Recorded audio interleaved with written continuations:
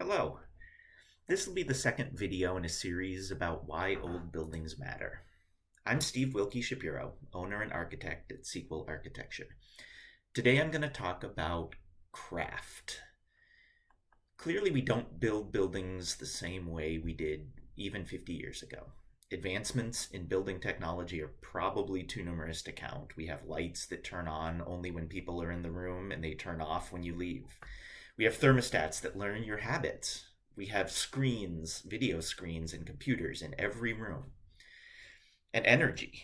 We have the ability right now to construct buildings that produce more energy than they consume. But ultimately, technology is not craft. It's important to recognize that as our material technologies have evolved towards so-called, quote, engineered products, we have made the decision to trade durability for low cost, to trade professional craft for ease of initial installation. Let's explore this for a minute. This idea of installation versus craft. Things like materials like staples and glue have replaced wood joinery, resulting in a much lower initial manufacturing and initial installation cost. The trade-off for that is repairability. That repairability goes way down. I think indeed one of the consequences of changing from a repair it to a replace it mentality is the loss of true craft. Craft is also one of the reasons to appreciate old buildings. I think perhaps nowhere is this more apparent than in windows. The biggest loss in craft and sustainability occurred at the mass adoption of what we call planned functional obsolescence as a construction approach. I would add its terrible sibling, so-called maintenance-free. A simple historic double-hung window was designed to be maintained and repaired over time. It's hard to imagine, for example, an era in the future when rope and pulleys won't exist.